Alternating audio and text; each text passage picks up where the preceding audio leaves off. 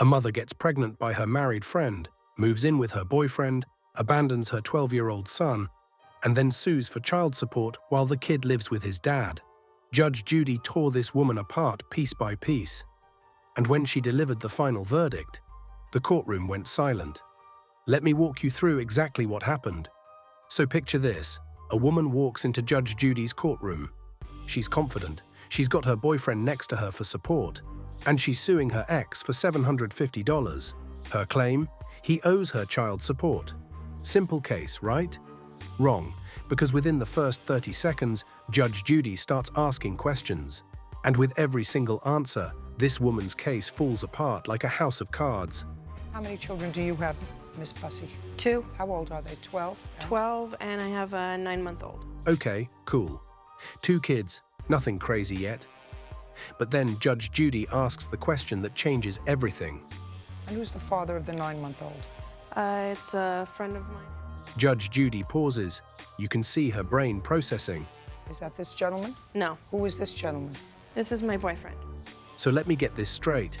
She has a 9-month-old baby. The father is a friend. And she brought a completely different man to court who is her boyfriend. Judge Judy's eyebrow goes up. And you know when that happens, someone's about to get destroyed. But here's where it goes from weird to absolutely insane. Did the boy always live with his mother? Yes, he did, up till recently, yes. Up until when? Up until November. Now, most people would assume she had her own house, right? Wrong again. You were living with your son in whose house? It was my friend that is the father of my 9-month-old and his now ex-wife. Let that sink in for a second. This woman was living with a married couple. The husband becomes the father of her baby. And she was living there with her 12-year-old son, watching all of this unfold. Judge Judy's face says it all. So you were living with a couple who were friends. And how long did you live there? I lived there, it was about a year and a half. A year and a half. This woman lived under the same roof as this man and his wife for 18 months. With her young son, and at some point during that time, she got pregnant by the husband. Judge Judy knows exactly what happened here, but she lets Ms. Bussey keep digging. No, I left there because I started getting threatening emails that were threatening my life. Judge Judy doesn't even try to hide the sarcasm. No proof. Right, because when you get pregnant by a married man whose wife you're living with, the threatening emails could be from literally anyone. Judge Judy moves on. She's building to something. I moved in with my boyfriend. He was not her boyfriend at the time. Judge Judy snaps. If you're going to shout, you're going to leave. Do you understand?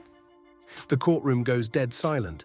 That's the thing about Judge Judy. She doesn't play games. You interrupt her court, you're out. And you moved in with the boyfriend. Yes. Now here's where the custody situation gets really important. How far away did he live from where you had been living? Quite a ways. I moved from, it was Council Bluffs, Iowa to like West Omaha. That's not around the corner. That's a significant distance. Judge Judy's next question is the one that matters. What did you do about his school?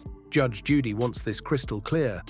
We still transported him to his school. To the point, I have no idea. I mean, it was a 10-day time.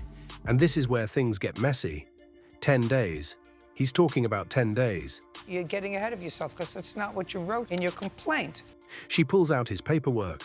She sent him to live with some other friends of hers that Who? I can't seem to remember the names. Chelsea, one of her friends. And now we get to the really devastating part. This 12-year-old boy wasn't just moved once. He was being bounced around like a basketball. She was moving him around from my sister-in-law's to me sometimes to her friend Chelsea. Think about that. You're 12 years old. Your mum gets pregnant by a married man. You have to move out. Then you're getting shuffled between your aunt's house, your dad's house, and random friends of your mom's. Judge Judy asks the obvious question. Why? Because I was getting these threatening emails that were threatening my life. And Judge Judy delivers one of the coldest lines in the entire case. Okay, well, that's a very good idea. Then he should go and live with his father. Boom. No sympathy, no understanding, just straight facts. If the situation is so dangerous that you can't keep your son in one place, then he shouldn't be with you at all. Your Honor? Shh. I'm sorry. Just a second. This is peak Judge Judy. She's done with the stories. She's done with the excuses. Time to get to the actual case.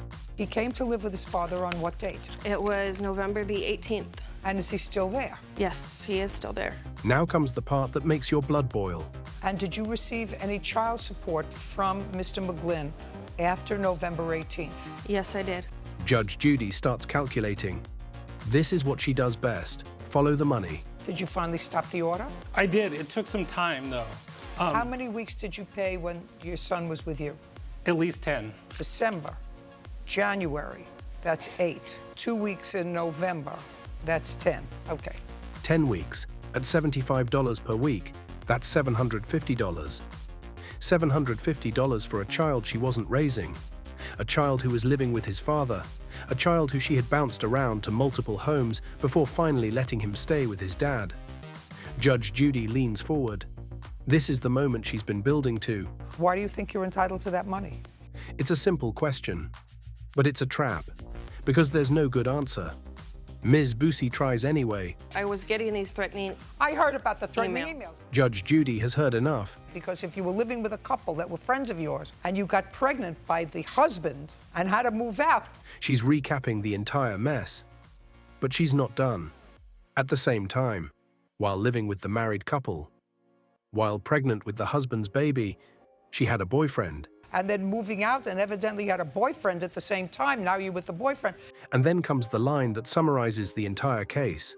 Doesn't sound very stable to me. 5 words. That's all it takes. Doesn't sound very stable to me. Judge Judy just dismantled this woman's entire life in one sentence, and she's not talking about the living situation anymore. She's talking about Ms. Busey as a person, as a mother, unstable. But Ms. Busey tries one last time. Well, he had time to get it shut off. It's his fault for not stopping the payments faster. That's her argument. Judge Judy shuts it down with cold, hard truth. The government works very, very slowly. Look at Congress. And the lower you get, the slower they work. She's not wrong. Anyone who's dealt with bureaucracy knows this. Judge Judy doesn't hesitate. $750, judgment for the plaintiff. And that's it. Case closed.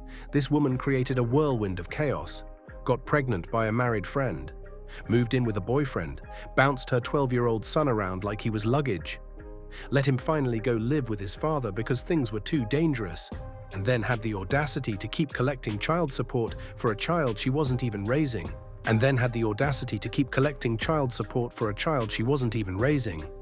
Judge Judy saw through every excuse, every justification, every attempt to shift blame, and in the end, she made sure that father got back every penny he paid while actually being a parent to his son.